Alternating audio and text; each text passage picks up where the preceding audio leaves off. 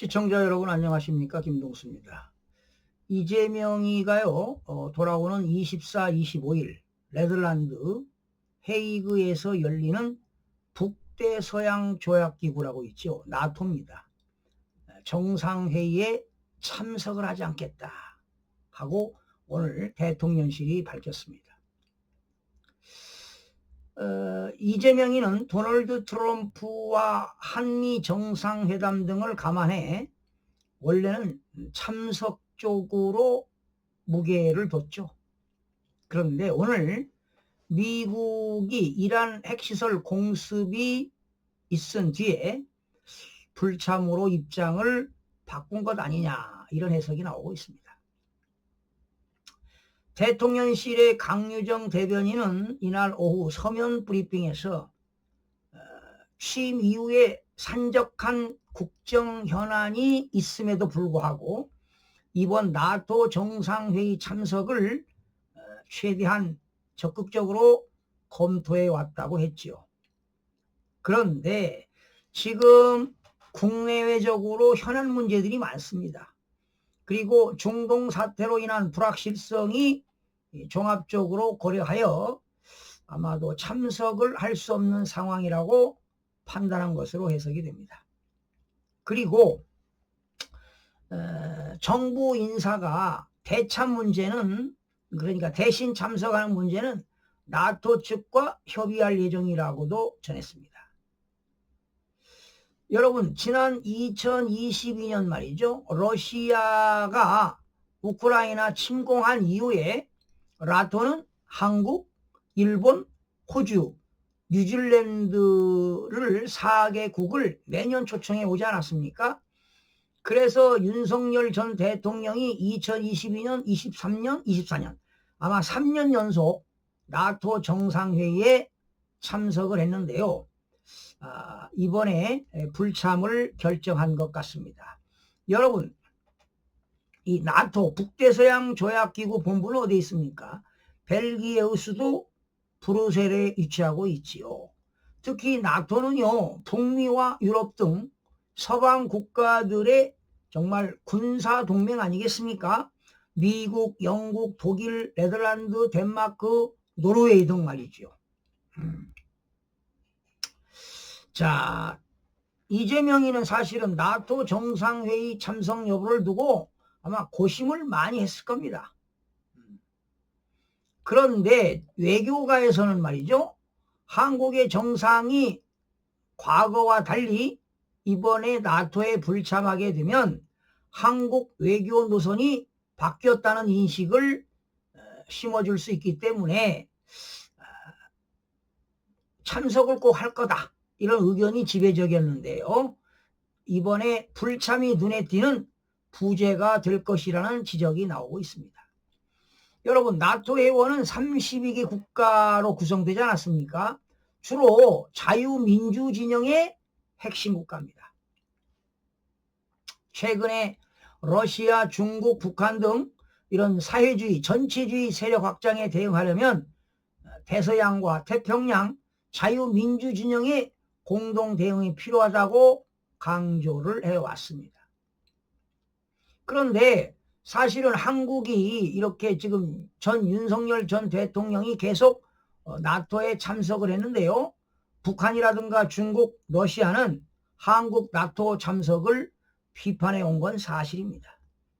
그러니 북한, 중국, 러시아는 특히 이란까지 포함해서요, 정말 이 시대의 악의 축이라고 볼 수가 있습니다. 이 좌익 정권과 그리고 그 좌익 정권 추종자들은 악의 축을 경계하기는커녕 오히려 그 악의 축인 중국, 북한, 러시아, 친북, 친중, 친러 그들을 오히려 상전처럼 떠받들고 눈치를 보는 것은 사실입니다. 그걸 오히려 자랑으로 여기고 있지 않습니까? 원래 그 이재명이가 나토 정상회의에 참석하는 것으로 준비를 한 것으로 알려지고 있죠. 그런데 오늘 이성락 국가안보실장이 원래는 3시에 브리핑을 예고한 바 있었는데요. 아마 안보실장이 나토 정상회의 참석을 발표할 것이다 이런 예측이 나왔는데 브리핑이 3시에 취소가 됐어요. 그리고 3시간 뒤 오늘 오후 6시 20분쯤 정상회의 불참을 결정했다는 서면 브리핑이 나왔죠. 자, 오늘 오전에 그 미국에서 말이죠. 이란 공습이 불참 쪽으로 바꾸는데 어떤 결정적인 영향을 주지 않았나 이런 생각이 들어갑니다. 자, 트럼프 대통령이 말이죠. 나토 정상회의에서 어떤 방식으로든 이란 공습에 대한 지지와 지원을 요구할 게 분명할 겁니다. 그런데 이제 이재명이가 나토 정상회의 참석은 북한과의 관계 등을 감안하면 부담스럽다는 의견이 힘을 얻었을 것이다 라는 주장도 나오고 있습니다. 자, 이번에 미국이 그 이란을 침투하지 않았습니까?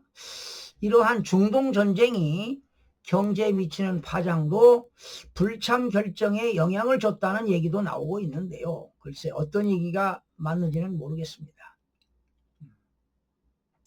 아마도 미국이 이란 공습을 비판하는, 그러니까 미국이 이란을 공습하는 걸 말이죠. 여권 일부에서도 분위기가 고조됐어요. 오히려 미국을 비판하고 나서지 않았습니까? 과거에 뭐 이재명이는 뭐라고 했습니까? 주한미군을 점령군이다 이런 표현도 하지 않았습니까? 자, 그런 와중에 또 추미애 민주당 의원은요, 육선 의원이죠. 지난해 4월 10일 날 아마 공천을 못 받아가지고 어디로 받았나요? 하남으로 받았죠. 그때도 부정선거로 당선됐습니다. 내가 잘 압니다. 그런데 추미애 의원은 뭐 페이스북을 통해 가지고요, 미국이 이란을 공습하는 것은 국제법 위반이다 이런 비판을 하고 나섰습니다. 미국을 공격하지 않는 이란을 직접 공격하는 것은 정당성이 없다고도 이야기를 했는데요. 자, 지금 이번에 이재명이가 원래 나토에 참석하기로 했는데 지금 참석을 안 했잖아요. 않기로 결정을 했는데 도대체 이재명의 정체성이 뭐냐? 친북, 친러, 친중 아니냐? 어? 자, 한국과 미국과 일본의 정상화를 구축하겠다. 그러면서도 편향적인 태도를 보이고 있다 이 말이죠. 아마 한국의 외교 정책이 참으로 어려움을 겪을 것으로 예상이 됩니다. 그렇다면 기업들이 해외에 나가서 어떤 기업들의 경쟁력도 떨어지지 않을까. 즉 한국 기업들이 활동하는 대로 어떤 제재 조치가 있지 않을까 이런 생각이 들어갑니다. 그러니 이재명의 그런 대외 협상력 문제가 제기됨에 따라서 기업들에도 크나큰 영향을 미칠 것으로 보입니다. 이런 좌파 정권들 말이죠.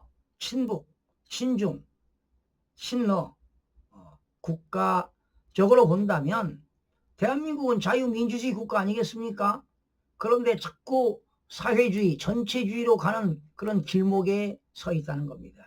상당히 국가적으로 위험 요소가 많습니다. 아마 외교 정책에도 크나큰 영향을 미치지 않을까 참으로 걱정이 앞섭니다. 여러분들은 어떻게 생각하십니까? 여러분들의 좋은 의견을 부탁드리겠습니다. 여러분 고맙습니다.